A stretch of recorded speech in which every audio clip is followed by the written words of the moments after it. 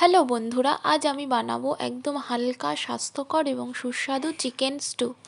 শীতের দিনে এই গরম গরম চিকেন স্টু আমার পরিবারের সকলেরই খুব পছন্দ। চিকেন স্টু বানানোর জন্য এখানে আমি প্রথমে চিকেনটাকে ভালো করে ধুয়ে তার মধ্যে একটু আদা রসুন কুচি, একটু গোলমরিচ গুঁড়ো, একটু লবণ আর একটু লেবু দিয়ে আমি চিকেনটাকে 15 মিনিটের জন্য ম্যারিনেট করে রেখে দেবো।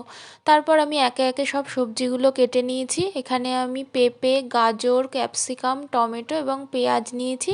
আপনারা আপনাদের পছন্দ মতো সবজি এখানে ব্যবহার করতে পারেন।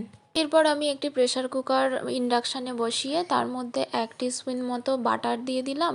বাটার দেওয়ার পরে তার মধ্যে আমি গোটা গরম মশলা যেমন দুটো এলাচ, দারচিনি, লবঙ্গ দিয়ে তার মধ্যে আগে থেকে ম্যারিনেট করে রাখা চিকেনটাও দিয়ে দিলাম। চিকেনটা একটু হালকা ব্রাউন মতন হয়ে আসলে আমি তার মধ্যে আগে থেকে কেটে রাখা সবজিগুলো একে একে দিয়ে দিলাম।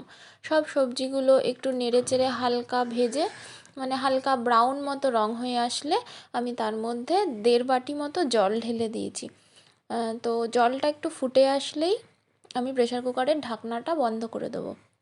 তো তারপরে 2টো সিটি পড়ে গেলেই আমার চিকেন স্টু একদম রেডি।